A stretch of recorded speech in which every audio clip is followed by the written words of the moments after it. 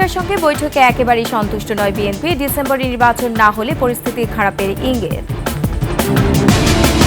৬ দফা দাবিতে সারা দেশে পলিটেকনিক শিক্ষার্থীদের বিক্ষোভ, সড়ক ও রেলপথ অবরোধে মানুষের দুর্ভোগ। এবং পহেলা বৈশাখের মোটিফে বানানো চিত্রশিল্পী মানবেন্দ্র ঘোষের বাড়িতে আগুন, নিরাপত্তাহীনতায় পরিবার।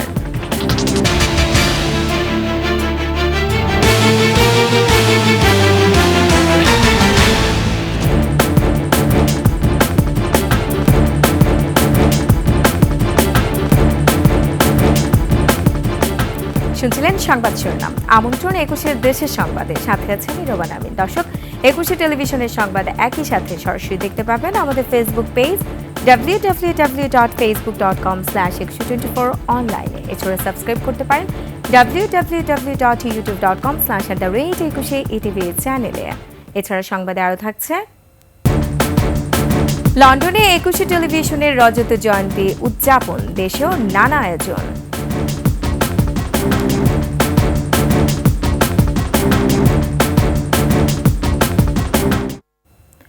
প্রধান উপদেষ্টা অধ্যাপক ডক্টর মোহাম্মদ ইউনূসের সঙ্গে বৈঠকে বিএনপি একেবারেই সন্তুষ্ট নয় বলে জানিয়েছেন দলটির মহাসচিব মির্জা ফখরুল ইসলাম আলমগীর। ব্রিফিংয়ে তিনি বলেন, নির্বাচন নিয়ে প্রধান উপদেষ্টা কোনো সুনির্দিষ্ট ডেডলাইন তাদের দেননি। ডিসেম্বর থেকে জুনের মধ্যে নির্বাচনের কথা বলেছেন। ডিসেম্বরে নির্বাচন না হলে পরিস্থিতি খারাপের দিকে যাবে বলে মন্তব্য করেন ফখরুল। মেহেদী হাসানের রিপোর্টে বিস্তারিত। রাষ্ট্রীয় অতিথি ভবন যমুনায় সরকারের ৪ উপদেষ্টাকে নিয়ে মির্জা ফখরুল ইসলামের নেতৃত্বাধীন বিএনপির ৭ সদস্যের প্রতিনিধি দলের সাথে বৈঠক করেন প্রধান উপদেষ্টা ডক্টর মোহাম্মদ ইউনূস। পৌনে ২ ঘণ্টা এই বৈঠক হয়। বৈঠক শেষে ব্রিফিংয়ে মির্জা ফখরুল ইসলাম বলেন, আগামী ডিসেম্বর থেকে জুনের মধ্যে নির্বাচন দেওয়ার কথা জানিয়েছেন প্রধান উপদেষ্টা, যাতে তারা সন্তুষ্ট নন। উনি এই কথা বলেননি যে ডিসেম্বরে হবে না, কিন্তু জুন পর্যন্ত নিয়েছেন। আমরা এই কথা পরিষ্কার করে বলেছি যে hour cut out time is December.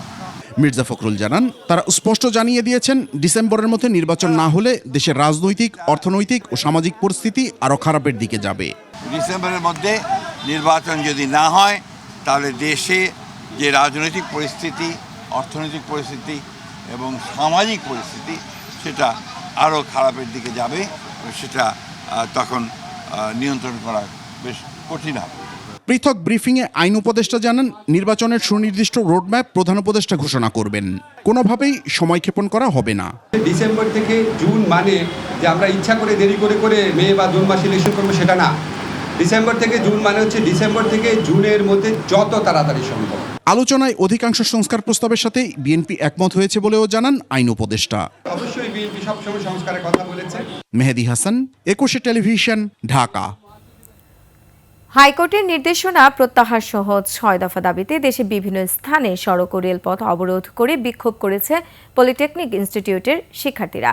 এতে যানজটে নাকাল হতে হয় পথচারীদের। দাবি আদায় না হওয়া পর্যন্ত আন্দোলন চালিয়ে যাওয়ার কথাও জানায় তারা। প্রতিনিধিদের তথ্য ছবিতে ডেস্ক রিপোর্ট। সকাল 10:30টায় রাজধানীর তেজগাঁওয়ের ৭ রাস্তায় সড়ক অবরোধ করে পলিটেকনিক ইনস্টিটিউটের শিক্ষার্থীরা। এতে তেজগাঁও শিল্পাঞ্চল ও আশপাশের সড়কে তীব্র যানজটের সৃষ্টি হয়, যা ছড়িয়ে পড়ে মহাখালী পর্যন্ত। সকাল 10:30টা থেকে 12:30 পর্যন্ত ঢাকা সিলেট মহাসড়ক অবরোধ করে রাখে নরসিংদী পলিটেকনিক ইনস্টিটিউটের শিক্ষার্থীরা। এতে মহাসড়কের দুই পাশে বেশ কয়েক কিলোমিটার এলাকা জুড়ে যানজট সৃষ্টি হয়। সকালে খুলনা সরকারি পলিটেকনিক ইনস্টিটিউটের কাছে রেললাইনের উপর বিক্ষোভ করে শিক্ষার্থীরা। এতে খুলনা থেকে দেশের রেল চলাচল সাময়িক বন্ধ থাকে। ঢাকা সিলেট মহাসড়ক অবরোধ করে দক্ষিণ সুরমার চন্তিপুল পলিটেকনিক শিক্ষার্থীরা বিক্ষোভ করেছে। এ সময় রাস্তার দুই পাশে তীব্র যানজট দেখা দেয়। ঝিনাইদহ কেন্দ্রীয় বাস টার্মিনাল এলাকায় ১ ঘণ্টা সড়ক অবরোধ করে বিক্ষুব্ধ শিক্ষার্থীরা। এ সময় দ্রুত ৬ দফা দাবি মেনে নেয়ার আহ্বান জানান বক্তারা। অভিন্ন দাবিতে ঠাকুরগাঁও শহরের বিসিক শিল্পনগরী এলাকায় প্রায় ৩ ঘণ্টা সড়ক অবরোধ করে রাখে শিক্ষার্থীরা। যশোর মনিহার এলাকায় মহাসড়ক অবরোধ করায় যানজটে নাকাল হয় সাধারণ মানুষ। কুষ্টিয়ার মজমপুর গেটে সড়ক অবরোধ করে দাবি আদায়ে বিভিন্ন স্লোগান দেয় শিক্ষার্থীরা। এছাড়া আশুলিয়া, পাবনা, সিরাজগঞ্জ, নওগাঁ, লক্ষ্মীপুর, ব্রাহ্মণবাড়িয়া সহ দেশের বিভিন্ন স্থানে 6 দফা দাবিতে সড়ক অবরোধ করে বিক্ষোভ করে পলিটেকনিক ইনস্টিটিউটের শিক্ষার্থীরা। সমর ইসলাম, ডেস্ক রিপোর্ট, 21 টেলিভিশন। খুলনা প্রকৌশল ও প্রযুক্তি বিশ্ববিদ্যালয়ে আইন অমান্যকারী শিক্ষার্থীরা ভিসিকে হয়রানি ও ঘোষিত 1 দফার বিরুদ্ধে প্রতিবাদ ও মানববন্ধন করেছে শিক্ষক, কর্মকর্তা, কর্মচারীরা। দুপুরে কুয়েট দুর্বার বাংলা পাদদেশে এই প্রতিবাদ সমাবেশ হয়। শিক্ষক সমিতির সভাপতি প্রফেসর ডক্টর মোহাম্মদ শাহিদুল ইসলামের সভাপতিত্বে সমাবেশে কর্মকর্তা ও কর্মচারী ইউনিয়নের নেতারা বক্তব্য রাখেন। তারা বলেন, কিছু শিক্ষার্থীর অযৌক্তিক 1 দফার সাথে তারা একমত নন। অবিলম্বে তাদের অবান্তর 1 দফা দাবি ও বিশৃঙ্খলা প্রত্যাহার করে তদন্ত কমিটি ও কুয়েট প্রশাসনকে সহযোগিতার আহ্বান জানান বক্তারা। এর আগে একই স্থানে শিক্ষার্থীরা তাদের 1 দফার সমর্থনে বিক্ষোভ সমাবেশ করে। পরে ক্যাম্পাসে পোস্টারিং করে তারা।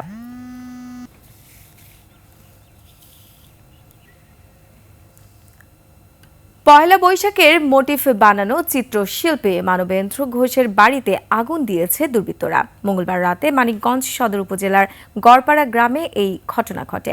এবার ঢাকায় বর্ষবরণ আনন্দ শোভাযাত্রায় ক্ষমতাচ্যুত প্রধানমন্ত্রী শেখ হাসিনার মুখের আদলে ফ্যাসিস্ট হাসিনার মোটিফ বানানো হয়।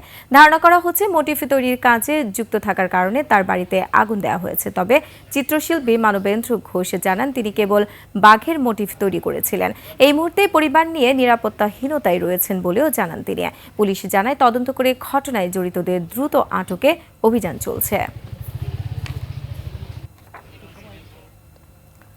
গাজায় ইসরায়েলের গণহত্যার প্রতিবাদে রংপুর মহানগরীতে আধাবেলা ধর্মঘট পালন করেছেন ব্যবসায়ীরা।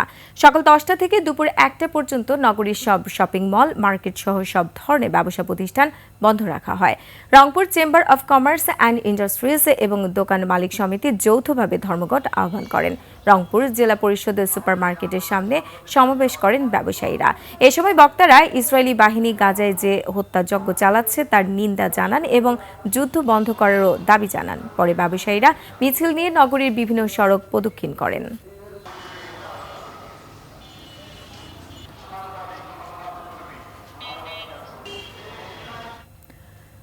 গাইবান্ধার গোবিন্দগঞ্জে স্কুল ছাত্র সাব্বিরকে অপহরণের পর হত্যায় জড়িতদের দ্রুত বিচারের দাবিতে সড়ক অবরোধ করে বিক্ষোভ করেছে ছাত্র জনতা। দুপুরে পৌর শহরের 4 মাথা মোড়ে অবস্থান নেন বিক্ষোভকারীরা। তারা স্কুল ছাত্র হত্যাকারীদের ফাঁসির দাবিতে বিভিন্ন স্লোগান দেন। এ সময় ঢাকা দিনাজপুর আঞ্চলিক সড়ক ও ঢাকা রংপুর মহাসড়কে শত শত যানবাহন আটকা পড়ে। এতে ভোগান্তিতে পড়ে যাত্রী চালকরা। উপজেলা নির্বাহী কর্মকর্তা সৈয়দা ইয়াসমিন সুলতানা ও পুলিশের আশ্বাসে মহাসড়ক ছেড়ে দেন বিক্ষোভকারীরা। পরে বেলা 1টার দিকে সড়কে যান চলাচল স্বাভাবিক হয়।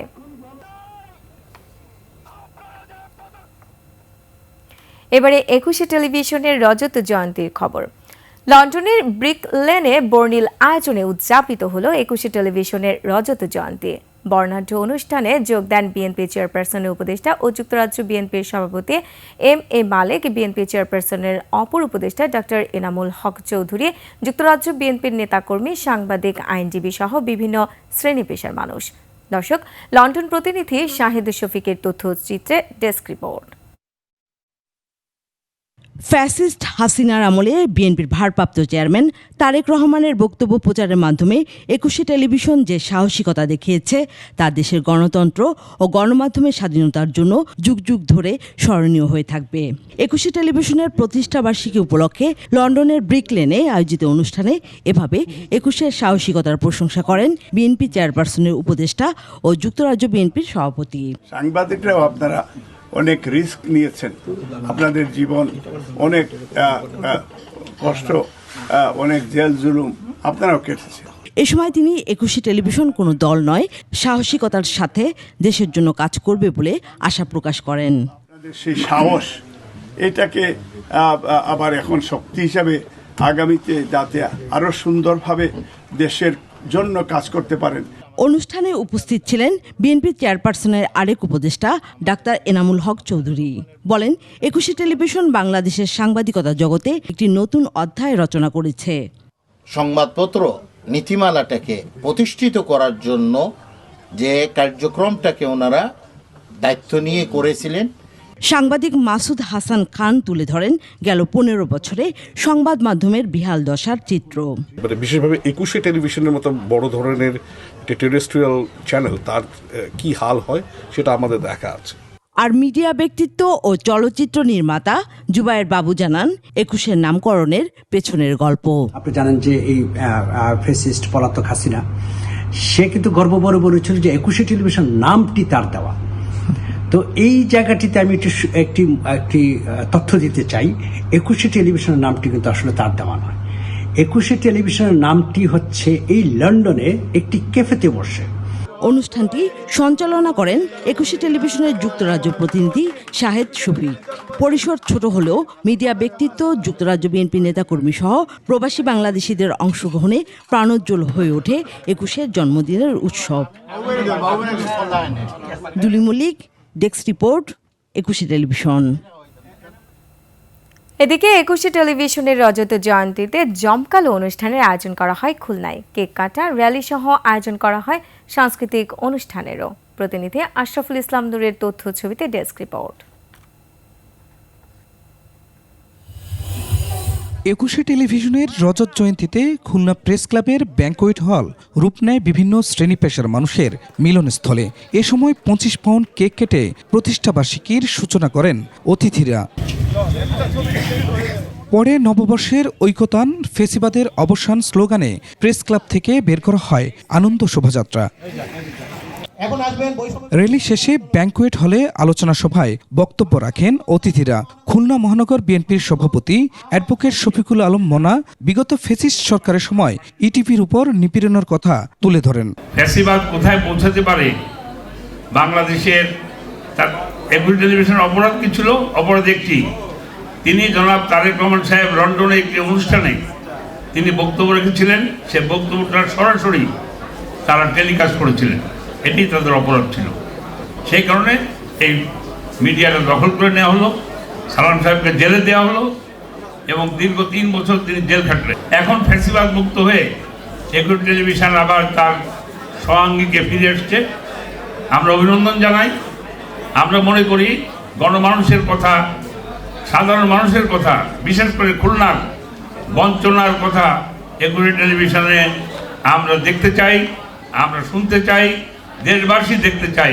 এই প্রত্যাশা রেখে শেষ করছি। পরে সাংস্কৃতিক অনুষ্ঠান উপভোগ করেন অতিথিরা। খুরশিদ আলম, ডেস্ক রিপোর্ট, 21শে টেলিভিশন। 21শে টেলিভিশনের রজত জয়ন্তী উপলক্ষে ময়মনসিংহের ভালুকায় হচ্ছে 3 দিন ব্যাপী অনুষ্ঠান। এতে অংশ নেন বিভিন্ন রাজনৈতিক দলের নেতৃবৃন্দ ও প্রশাসনের উচ্চপদস্থ কর্মকর্তারা। ভালুকার প্রতিনিধি SM জাহাঙ্গীর আলমের তথ্য ছবিতে ডেস্ক রিপোর্ট। 21শে টেলিভিশনের রজত জয়ন্তীতে ভালুকায় কেক কাটা ও আলোচনা সভা সহ নানা আয়োজন করা হয়। উপজেলা প্রেস ক্লাব কার্যালয়ে উপজেলা নির্বাহী অফিসার হাসান আব্দুল আল মাহমুদ অনুষ্ঠান উদ্বোধন করেন। বক্তব্য রাখেন ভালুকা মডেল থানার ওসি, পৌর বিএনপির আহ্বায়ক হাতেম খান, উপজেলা বিএনপির যুগ্ম আহ্বায়ক সালাউদ্দিন আহমেদ, মজিবুর রহমান মজু ও রুহুল আমিন সহ বিভিন্ন ইলেকট্রনিক ও প্রিন্ট মিডিয়ার সাংবাদিকরা। কলা কৌশলী এবং যারা প্রতিনিধি আছেন সকলকে ভালো পক্ষ থেকে আমার ব্যক্তিগত তরফ থেকে আন্তরিক শুভেচ্ছা অভিনন্দন জানাই। তাদের কথার বাহিরে যদি কেউ সংবাদ পরিবেশন করত, ওই চ্যানেলটি ওই খুনি শেখ হাসিনার সরকার বন্ধ করা যাবে। বক্তারা নানা প্রতিকূলতার মাঝেও ইটিভির যে গৌরব তা ধরে রাখার সংগ্রামকে সাধুবাদ জানান। ফিরোজ হোসেন, 21শে টেলিভিশন।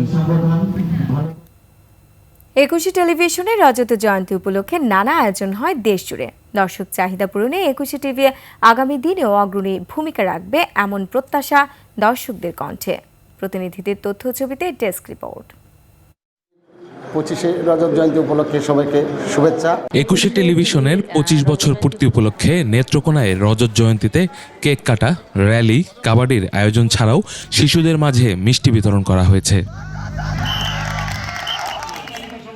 খাগড়াছড়িতে সুবিধাবঞ্চিত ও বিশেষ চাহিদাসম্পন্ন মানুষদের নিয়ে কেক কাটা হয়। জেলার কমলছড়ি ইউনিয়নের বেতছড়িমুখ দুর্গম এলাকায় স্বপ্ন প্রতিবন্ধী সংগঠনে এই আয়োজন করা হয়।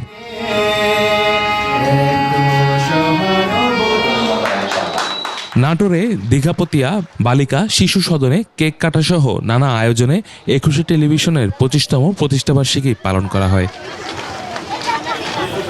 জামালপুরে বর্ণাঢ্য শোভাযাত্রা বের হয়ে শহর প্রদক্ষিণ করে। পরে জেলা প্রেস ক্লাব মিলনায়তনে আলোচনা সভা, কেক কাটা ও ঐতিহ্যবাহী মিল্লি ভোজের মাধ্যমে একুশে টিভির প্রতিষ্ঠাবার্ষিকী উদযাপিত হয়। লালমনিরহাট শিবরামপুর আদর্শ বিদ্যালয়ের উদ্যোগে একুশে টেলিভিশনের 25 বছর পূর্তি পালন করা হয়। এ উপলক্ষে বর্ণাঢ্য শোভাযাত্রার আয়োজন করা হয়। পরে সাংস্কৃতিক অনুষ্ঠানের আয়োজন করে স্কুল কর্তৃপক্ষ। সবশেষ বিজয়ীদের মাঝে পুরস্কার বিতরণ করা হয়। ইউসুফ হাসান নাইম, একুশে টেলিভিশন। আর এরই সাথে শেষ করছি 21 দেশের সংবাদ। যাবার আগে সংবাদ শিরোনামগুলো আরও একবার। প্রধান উপদেষ্টার সঙ্গে বৈঠকের ফলাফলে অসন্তুষ্ট বিএনপি, ডিসেম্বরে নির্বাচন না হলে পরিস্থিতি খারাপের ইঙ্গিত। 6 দফা দাবিতে সারা দেশে পলিটেকনিক শিক্ষার্থীদের বিক্ষোভ, সড়ক ও রেলপথ অবরোধে মানুষের দুর্ভোগ। এবং পয়লা বৈশাখের মোটিফ বানানো চিত্রশিল্পী মানবেন্দ্র ঘোষের বাড়িতে আগুন, নিরাপত্তাহীনতায় পরিবার।